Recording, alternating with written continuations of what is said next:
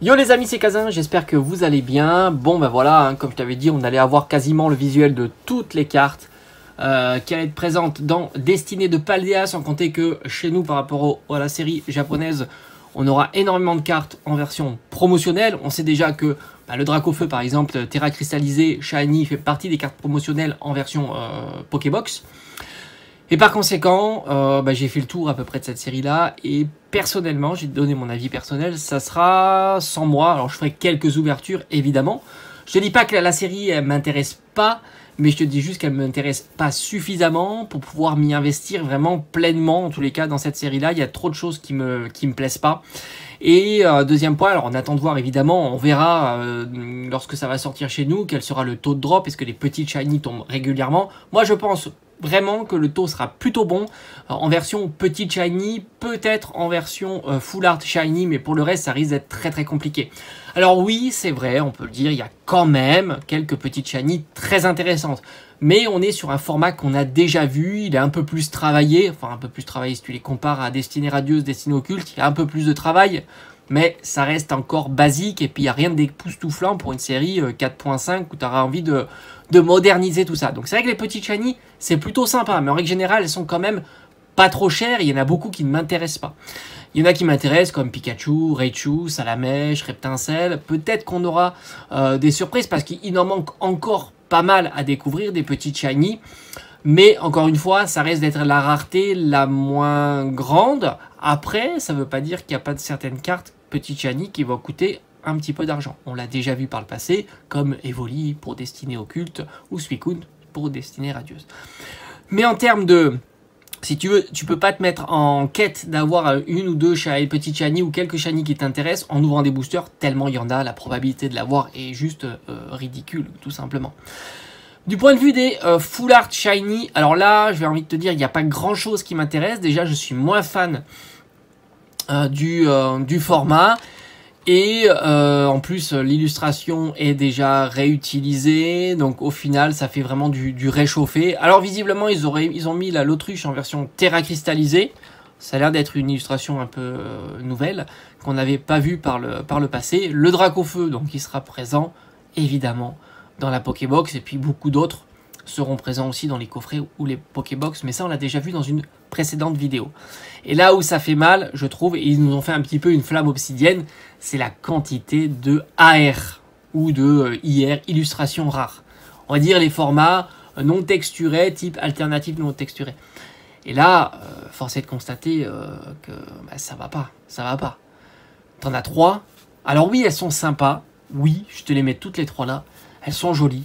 Mais c'est pas suffisant. C'est évidemment pas suffisant. Ils auraient dû en mettre beaucoup plus. Et ils auraient dû faire l'inverse.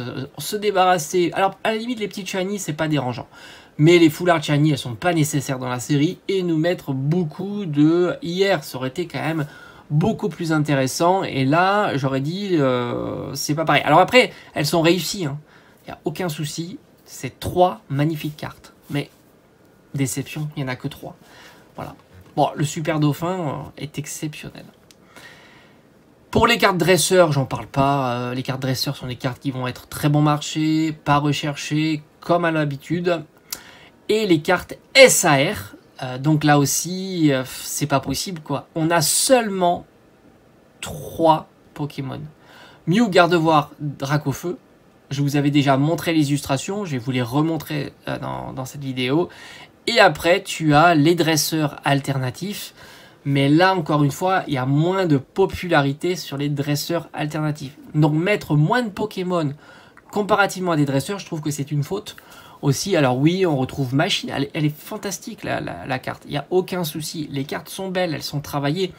Mais ça colle pas avec une série .5, on en demande beaucoup plus dans une série .5.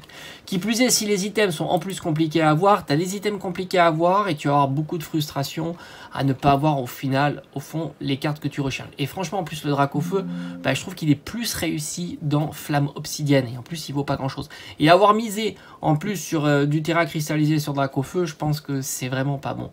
Et après, ils nous ont mis on va dire une autre un petit peu rareté, c'est tout simplement une gold modernisée ou changeante. Ils l'ont déjà fait, hein, de changer un petit peu le pattern de la gold. Rappelle-toi, les golds sur XY, puis après les golds sur Soleil et Lune, puis après les golds sur épée, bouclier, etc. Elles sont toujours un petit peu différentes. Alors là, visiblement, elles seraient surtexturées, un peu plus en relief. Mais là, encore une fois, le problème, ce sont les protagonistes qui sont mis dans ces cartes gold. Ben, voilà, on a les protagonistes d'Écarlate et Violet, hein, Miredon, Corédon, Boajan, etc., etc. Et c'est pas bon non plus. Là, c'est pas bon. Je pense qu'il y a vraiment beaucoup de problèmes sur cette série-là et je suis pas certain qu'il y aura beaucoup de hype. Alors attention, je mets des gros guillemets, mais j'en parlerai un petit peu plus à la fin de la vidéo. Et pour les chanceux qui vont ouvrir ou ceux qui vont ouvrir des boosters japonais, il y a le fameux God Pack où tu as que des ultra rares, de la petite shiny jusqu'à la version la plus rare de la série. Donc ça, c'est plutôt sympa. Est-ce que chez nous, ils nous feront un petit God Pack comme on a vu sur 151? Tout est possible à voir. Alors maintenant, je ne dis pas que la série ne sera pas achetée en masse, mais je pense qu'elle ne sera pas si ouverte que ça. Et je pense que beaucoup d'items vont être, comme d'habitude, précieusement gardés en scellé. Voilà. Donc oui, ça sera un peu tendu pour les disponibilités, à voir s'il y aura du stock ou pas. Il y en a qui disent déjà qu'il n'y aura pas beaucoup de stock, etc. Bon, franchement, c'est une information qui est compliquée à avoir. On avait déjà parlé de stock plus faible pour Faille Paradox. Alors oui, je sais, Faille Paradox n'est pas demandé, mais il n'empêche, il y a encore du stock. Et moi, de mon côté, ça sera principalement des items que je vais garder en scellé. Et je ferai quelques ouvertures, mais ça sera pas la dinguerie comme j'ai pu faire par le passé sur d'autres séries. Là, j'ai envie de te dire, il n'y a aucune carte où j'ai envie de vraiment te dire, ouais, là, c'est la carte la carte de mes rêves, quoi, si tu veux. Les cartes sont sympas, il y a certaines petites shiny qui sont intéressantes, certaines petites full art shiny qui sont intéressantes, certaines AR et SAR sont intéressantes, mais tu fais trop vite le tour sur cette série-là. Très déçu en tous les cas pour une début d'année 2024 qui, à mon avis, ne sera pas si exceptionnel que ça. Allez, je te dis à bientôt sur la chaîne. Portez-vous bien. Ciao, ciao.